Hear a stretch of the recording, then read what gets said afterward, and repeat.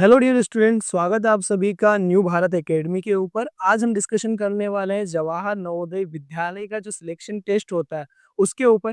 Complete selection process को हम जो है यहाँ पे देखने वाले हैं और पूरे सिलेबस को हम कवर करने वाले हैं। हर बार जो है जनवरी के अंदर एग्जाम होती है। इस बार 2026-27 का जो आपका सेशन है 2026 एंड 27 का, इस बार आपकी एग्जाम हो रही है 13 दिसंबर 2025, यानी कि जनवरी में ना होते हुए आपकी एग्जाम हो जाएगी दिसंबर के अंदर। चूंकि बोर्ड एग्जाम आ जाती है, जैसे ही जनवरी में एग्जाम होती है नवोदय की, उसके जस्ट बाद बोर्ड एग्जाम आ जाती है। इस चीज को देखते हुए जो है एग्जाम को पहले किया गया है। तो इस बार आपको जो तैयारी है वो पहले से ही चालू कर देनी है। आगे हम बढ़ते हैं, सारी चीजें एक एक करके हम पूरा डिटेल करेंगे। मैं नंद किशोर चौधरी आपको सारी की सारी डिटेल ये एक एक चीज अच्छे से समझाऊंगा। देखिए, जब हम सिलेबस की बात करते हैं तो सिलेबस के अंदर मेनली तीन चीजें आती है इसके अंदर। पहला जो होता है वो क्या होता है, मेंटल एबिलिटी। मेंटल एबिलिटी यानी कि मानसिक योग्यता। ये आपको आता है 50 मार्क्स का, यानी कि 50 नंबर का जो है मानसिक योग्यता आता है, मेंटल एबिलिटी आता है। उसके बाद हम बात करें मैथ्स की, गणित की, तो ये आपको आता है 25 मार्क्स का। उसके बाद हम लैंग्वेज की बात करें, यानी कि भाषा की बात करें, भाषा हो सकता है आप अगर हिंदी में फॉर्म डालते हैं तो हिंदी मीडियम में आएंगे, आपकी भाषा हिंदी रहेगी। अगर आप इंग्लिश मीडियम से हैं और इंग्लिश में फॉर्म डालते हैं तो आपकी भाषा इंग्लिश हो जाएगी। ये भी आपको आती है 25 मार्क्स की। टोटल एग्जाम होगी आपकी 100 मार्क्स की, जिसके अंदर 80 क्वेश्चन आएंगे, वो हम समझेंगे आगे। एग्जाम डेट की मैं बात करूं तो जैसा कि अभी मैंने आपको बताया 13 दिसंबर। जी हाँ, इस बार जो एग्जाम है ना वो थोड़ा सा जल्दी कर दी गई है। फॉर्म भी जल्दी से आप अप्लाई कर सकते हो। फॉर्म का एप्लीकेशन मतलब अप्लाई करना अभी चालू हो चुका है। आप 29 ऑफ, मैंने अभी आपको गलत डेट बता दी सर, 31st नहीं, 29 ऑफ जुलाई को आप फॉर्म डाल सकते हो, तब तक डाल सकते हो, मतलब ये लास्ट तारीख है। आगे हम बढ़ते हैं। न्यू बैच जो है हमारी न्यू भारत एकेडमी पर, जो न्यू बैच इस पूरे के पूरे सिलेक्शन टेस्ट के लिए जो कंटेंट होता है ये अपलोड होना, और न्यू बैच जो है हमारी जो ऑनलाइन क्लासेस चलेगी वो स्टार्ट होने वाली है 1 जुलाई से। तो अगर आप एडमिशन चाहते हैं तो आप इन नंबर पे कॉल कर सकते हैं, दिए हुए नंबर पे, और डिटेल जो है वो प्राप्त कर सकते हैं। आगे बढ़ते हैं, हम थोड़ा सा सिलेबस को जो है डिटेल करेंगे। पहले तो हम बात कर लेते हैं कि क्या क्या सिलेबस आने वाला है ना। तो मैंने आपको बताया मानसिक योग्यता, इससे पूछे जाएंगे आपको 40 मार्क्स के क्वेश्चन, सॉरी 40 क्वेश्चन पूछे जाएंगे। हर एक क्वेश्चन 1.25 मार्क्स का होगा, है ना। 50 मार्क्स आपके यहाँ से बन रहे हैं। आगे हम बात करें गणित की, तो गणित से आपको पूछे जाएंगे 20 क्वेश्चन, और ये 20 क्वेश्चंस भी 1.25 के होंगे, 25 नंबर के। आगे हम भाषा की बात करें, अगर आप हिंदी चुनेंगे तो हिंदी से मिलेंगे आपको, इंग्लिश चुनेंगे तो आपको इंग्लिश से मिलेंगे। कितने क्वेश्चन मिलेंगे, तो 20 क्वेश्चन मिलेंगे।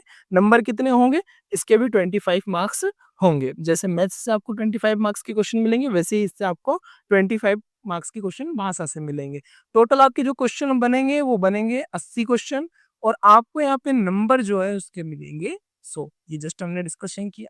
आगे बढ़ते हैं, अब हम बात करते हैं मतलब सिलेबस की, कि भाई सिलेबस क्या आता है। जब मानसिक योग्यता की बात करें, मेंटल एबिलिटी की हम बात करें, तो मेंटल एबिलिटी के अंदर 10 प्रकार के प्रश्न पूछे जाते हैं। टोटल 10 टाइप्स होती है। पहली टाइप क्या होगी आपकी, ओड मैन आउट। पहली टाइप क्या होगी, ओड मैन आउट, यानी कि असंगत को छांटिए। अब ये आपको चार यहाँ पे डायग्राम दिखाई दे रहे हैं। इन चारों में असंगत यानी कि कौन सा है जो डिफरेंट है, जो अलग है चारों में। अब आप देख रहे होंगे, गौर कर रहे होंगे कि इस वाली आकृति में भी सेंटर पे एंगल बन रहा है, यहाँ पे भी सेंटर पे एंगल बन रहा है, यहाँ पे भी जो है सेंटर पे एंगल बन रहा है, लेकिन यहाँ पर सेंटर पे एंगल नहीं बन रहा है, ये सरकमफेरेंस पे बन रहा है। ये जो हमारा सर्कल बना हुआ है सेंटर में बनना चाहिए था, लेकिन ये कहाँ बन रहा है, सरकमफेरेंस से। मतलब हमारा राइट ऑप्शन कौन सा हो जाएगा, डी हो जाएगा। सिंपल होते हैं सारे टाइप्स, बस केवल हमें समझने की जरूरत होती है। नेक्स्ट टाइप की हम बात करें तो अगला टाइप होगा आपका सिमिलर फिगर, मतलब समान आकृति, एक जैसी दिखने वाली। अब इस आकृति की हम बात करें तो सेम इसके जैसी दिखने वाली आकृति कौन सी, 1 2 3 4 चारों में देख लीजिए आप। यहाँ आप देखोगे तो ये तो कुछ पतीले टाइप इन्होंने कुछ बनाया है। यहाँ देखोगे तो आपके इसके दोनों हैंडल इन्होंने नीचे कर दिए, मतलब ये भी नहीं है। ये देखोगे तो उल्टा ही बना दिया, दिख ही रहा है। अब ये बी वाला ऑप्शन हमको राइट दिख रहा है, इसमें कौन सा वाला ऑप्शन सही हो जाएगा हमारा, बी वाला ऑप्शन सही हो जाएगा। ये दो टाइप हमारे कवर हो गए। अगले टाइप हम चलते हैं, अगले टाइप पे हम बढ़ते हैं। अगले टाइप की मैं बात करूं तो ये है हमारा पैटर्न पूर्ति, यानी कि पैटर्न कंप्लीशन। पैटर्न को कंप्लीट करना है हमें। अब आप यहाँ देख रहे होंगे ये एक डायग्राम बना हुआ है। इस डायग्राम के अंदर 3 पार्ट इसके भरे हुए हैं, एक पार्ट बचा है। अब आप देख रहे होंगे ये इस तरह से है, ये इधर से आ रहा है, ये इधर से आ रहा है, ऑब्वियसली इधर से बनेगा, ठीक है। ये वाला है, ये वाला है, ये 2 ही है। इस एरो की ओर अगर हम देखें तो यहाँ पे 2 है। अब बीच वाली बिंदी सबकी डार्क है, तीनों की डार्क है, मतलब ये बी वाला ऑप्शन क्या होगा, सही हो जाएगा। ये बीच वाली बिंदी डार्क नहीं है, मतलब ये वाला नहीं होगा। अगले पार्ट पे आते हैं हम। अगला जो पार्ट है हमारा फिगर सीरीज है ना, आकृति श्रृंखला। आकृति श्रृंखला, इसमें क्या होगा कि एक के बाद एक में हमें थोड़ा सा रिलेशन देखने को मिलेगा, तो हमें अगला टर्म देखना है। यानी कि जैसे हम गिनती बोलते हैं भाई 1 2 3, तो क्या आएगा उसके आगे 4 ही आएगा। वैसे ही आपको यहाँ पे एक पैटर्न मिलेगा। ये आप यहाँ देख रहे होंगे, ये जो आकृति बनी है ये 90 डिग्री टर्न हो रही है। यहाँ से उठा के इसको ऐसे रख दी, ये जो पार्ट था ये इस कोने पे आ गया, फिर यहाँ से उठा के ये अगले इस नीचे वाले कोने पे चला गया, तो ऑब्वियसली यहाँ पे बनेगा ये। यहाँ पे बनेगा तो कौन से में है, इसमें भी नहीं है, इसमें भी नहीं है, इसमें भी नहीं है। इसमें राइट ऑप्शन कौन सा है, ए वाला, क्योंकि इसमें दिख रहा है हमें इस कोने पे, है ना। इसके बाद अगर हम इसको और 90 डिग्री टर्न करेंगे तो ये वाला आ जाएगा। आगे बढ़ते हैं। आगे जब हम बढ़ेंगे तो अगला 5th टाइप हो जाएगा हमारा फिगर एनालॉजी, आकृति सादृश्यता। यानी कि इनमें हमें 2 आकृतियों के अंदर कोई रिलेशन दिया गया है। अब अगली 2 आकृतियों के बीच का रिलेशन हमें एस्टेब्लिश करना है, वो देखना है कि अगर इन दोनों के बीच में ये रिलेशन है तो अगली जो 2 आकृतियां हैं इनके बीच में किस तरह का रिलेशन होगा और क्या आकृति बनेगी। अब आप देख रहे होंगे कुछ नहीं है, ये डायग्राम ऊपर की ओर बना हुआ है, जैसे इसको पलट दिया है, नीचे की ओर कर दिया है, तो ये अपना उधर की ओर बना हुआ है, इसको नीचे पलट दो, मतलब नीचे आएगा कोना, तो कोने तो चारों में नीचे थी। अब पूरा पेक है, ये नीचे तो निकली भी नहीं है डंडी, इसमें निकली हुई है, मतलब ये वाला ऑप्शन नहीं है। इसमें यहाँ तक पहुंची भी नहीं है, मतलब ये वाला भी नहीं है। इसमें ज्यादा निकली हुई है, ये वाला भी नहीं है। हमारा ऑप्शन कौन सा हो गया, बी वाला हो गया, ठीक है। इसका आंसर बी वाला आ गया। अगला हम फिगर की बात करें तो ये हो जाएगा जियोमेट्रिकल फिगर, यानी कि ज्यामितीय आकृति। इसमें कुछ नहीं करना, हमें फिगर को फिल करना है कि इसके अंदर हम कौन सा पार्ट फिट कर दें कि ये पूरा हो जाए। तो इसको तो बड़ा सिंपल आपको पेंसिल से ऐसे बनाना है, ये आपको दिख रहा होगा, इसमें मैंने डार्क करके बना दिया। सेम इसके जैसा फिगर कौन सा है चारों में से, मेरे को तो ये बी वाला लग रहा है ना। सेम फिगर लग रहा है बी वाला, ये वाला थोड़ा सा पतला है, ये वाला तो अलग ही लग रहा है, ये वाला भी पता नहीं कैसा लग रहा है। तो हमारा ऑप्शन कौन सा हो गया, बी वाला। आगे बढ़ते हैं। कुछ नहीं है, मेंटल एबिलिटी में तो कोई सिलेबस ही नहीं है मेरे हिसाब से। अब देखो 7th वाले में क्या बोला है इन्होंने, 7th वाले में बोला है कि मिरर इमेज, क्या बोला है, मिरर इमेज, यानी कि दर्पण आकृति। दर्पण आकृति का सिंपल सा फॉर्मूला होता है, जो भी लिखा है ना उसको एक पेपर पे सेम बना लो, उस पेपर को उलट करके देख लो। सिंपल, एक पेपर लिया, यहाँ पे टॉम लिखा है, टॉम लिखा, और उसको ऐसे पीछे से देख लो, उलट करके देख लो। अब इसको जस्ट उल्टा करेंगे हम, सीधी सी बात, एम तो आगे आ जाएगा, एम उल्टा भी नहीं होगा, ओ भी बन जाएगा, टी भी सेम बनेगा। मेरे को तो फर्स्ट वाला ऑप्शन सही लगता है। इस तरह से नहीं बनेगी दर्पण आकृति, ध्यान रखना, उल्टी नहीं होती है दर्पण आकृति। दर्पण आकृति हमेशा ये है ना, तो इसको ऐसे पलटते हैं। तो हमेशा दर्पण आकृति वाले क्वेश्चन में क्या करना है, जो भी हमें दिया है आकृति वो हमें हमारे पेज के ऊपर बनाना है। पेज पे जैसे ही बनाया उसको पलट दो, पीछे से उसको देख लो, पीछे से जैसी वो दिखेगी वही उसकी दर्पण आकृति होगी। तो यहाँ टोम का आपको बन जाएगा मोट, न तो ये बनेगा न तो ये बनेगा, है। अब आगे बढ़ते हैं। अगला वाला फिगर कौन सा है हमारा, ये है हमारा पेपर कटिंग। कौन सा है, पेपर कटिंग, यानी अगला टाइप हमारा पेपर कटिंग है। अब पेपर कटिंग सीधी सी बात, देखो एक पेपर को हमें यहाँ पे दिखा रहा है, ये एक पेपर था, इसको ऐसे फोल्ड किया, ऐसे फोल्ड करने के बाद वापस इधर से फोल्ड कर दिया, मतलब 4 घड़ी कर दी इसकी, है ना। उसके बाद जब इस पे इन्होंने 2 कट लगाए, 2 बिंदी बना दी है, तो इसको जब आप ओपन करोगे तो सीधी सी बात है ये 2 बिंदी इस प्रकार से बनेगी, ये इतना ओपन होगा, है ना। फिर इसको नीचे ओपन करोगे तो बड़ी सीधी सी बात है ये ऐसे नीचे ओपन होगा, और ये बिंदियां इस प्रकार से बनेगी। तो ये फिगर पूरा हो गया, इस प्रकार से पूरा फिगर बनेगा। कहाँ पे दिख रहा है, ये वाला दिख रहा है क्या, नहीं। ये वाला दिख रहा है क्या, हाँ। सी वाला दिख रहा है भैया, बी वाला भी नहीं है और ए वाला भी नहीं। आई होप आप समझ पाए होंगे कि इसको हमें कैसे देखना है। सीधी सी बात है, ये जो बना हुआ है ना, इसको अगर हम ऐसे खोलेंगे तो ये वाला यहाँ आ जाएगा, फिर यहाँ आ जाएगा, यहाँ आ जाएगा, ये दोनों कोने।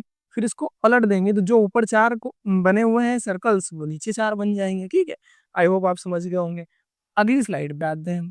अगली स्लाइड के अंदर क्या है, 9th टाइप। 9th टाइप है हमारा स्पेस विजुअलाइजेशन, है ना, आकृति निर्माण। अब हमें क्या करना, थोड़ा सा दिमाग लगा, थोड़ा सा दिमाग इस वाले टाइप में लगेगा। ये जो इतने 4 ट्राइंगल दिए हैं हमें, 1 2 3 4, ये एक हमारे पास क्वाड्रिलेटरल है, बाकी 3 ट्राइंगल है ना। 3 ट्राइंगल और एक क्वाड्रिलेटरल, इन चारों को अगर हम मिलाएं तो कौन सी आकृति इसमें से स्टेब्लिश होगी। पहली को देख लेते हैं, बड़ा वाला आ गया इसके अंदर, 1 2 3 और 4 तो यहाँ पे ही बन रहे हैं हमारे, ये एक एक्स्ट्रा बन रहा है ना, मतलब पहली वाली तो नहीं होगी। दूसरी की हम बात करें तो दूसरी में हम देख रहे हैं ये क्वाड्रिलेटरल, यानी कि जिनकी 4 साइड होती है, वो फिगर इसके अंदर 2 आ रहे हैं। हमारे पास क्वाड्रिलेटरल 1 है, मतलब ये बी वाला भी नहीं है। आगे हम बात करें, इसके अंदर आप देखोगे 2 ट्राइंगल, एक 3 ट्राइंगल, 3 ट्राइंगल हमारे पास दिए नहीं हुए हैं, एक बड़ा वाला है ना। चौथा जो है ये हमें एक क्वाड्रिलेटरल दिया है। ये वाला जो ऑप्शन है सी वाला, ये एकदम राइट होगा। इसके अंदर हमारा एक क्वाड्रिलेटरल भी आ रहा है और 2 ट्राइंगल भी आ रहे हैं और एक बड़ा वाला ट्राइंगल भी आ रहा है ना। तो ऑप्शन नंबर सी सही होगा। आगे बढ़ते हैं हम। आगे जो है समाहित आकृति, इम्बेडेड फिगर। अब इसमें क्या करना है, ये जो फिगर आपको यहाँ पर दिखाई दे रहा है, ये फिगर इन 4 आकृतियों में, इन 4 फिगर के अंदर कहीं ना कहीं छुपा हुआ है। इसके अंदर, इसके या इसके इन चारों में से ABCD में से एक ऑप्शन के अंदर ये छुपा हुआ है। तो हमें क्या करना है, सीधा सा इसमें एक एक चीजें नोटिस करो। जैसे ये बॉक्स बना हुआ है ना, यहाँ पे क्या बोलते हैं इसको, स्क्वायर बना हुआ है। स्क्वायर इसमें है, इसमें है, इसमें है, इसमें नहीं है। तो डी वाला ऑप्शन तो एलिमिनेट हो गया। उसके बाद हम फोकस कर रहे हैं एरो के ऊपर। तो एरो यहाँ नहीं बन रहा है, ए वाला भी हम एलिमिनेट करते हैं। बी वाले में एरो बन रहा है, सी वाले में भी एरो बन रहा है, ध्यान देना, सी वाले में भी एरो बन रहा है। अब हमें देखने वाली बात यह है केवल कि कौन सा होगा बी और सी में से ऑप्शन। तो अब इसको हम थोड़ा सा ड्रॉ करते हैं। ये इस प्रकार से ड्रॉ ड्रॉ हो रहा है, लेकिन नीचे की ओर नहीं आ रहा है।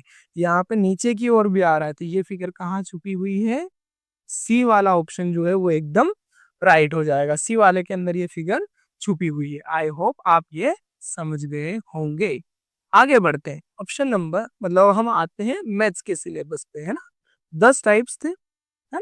पिछली स्लाइड पे थोड़ा सा मैं और चला जाता हूँ। यहाँ पे 10 टाइप मैंने आपको बताया था मेंटल एबिलिटी के। वो 10 ही के 10 टाइप हमने पढ़ लिए हैं, 10 ही के 10 टाइप हमने समझ लिए हैं। कोई डिफिकल्ट नहीं, केवल एक दो, ये दो ऐसे हैं जिनको हमें थोड़ा समझने में टाइम लग सकता है। लेकिन हमारे पास 5 महीने 13 दिन आज भी बचे हुए हैं। अगर हम 1 जुलाई से पढ़ाई स्टार्ट करते हैं तो हम इतने में इजीली सारी चीजें कवर कर सकते हैं। अब मैं मैथ्स की बात कर लेता हूँ। तो मैथ्स का जो है सिलेबस, सिंपल सा सिलेबस है। नंबर एंड न्यूमेरिक सिस्टम, संख्या और संख्यात्मक प्रणाली। उसके बाद अगला चैप्टर आएगा 4 fundamental operations on whole number.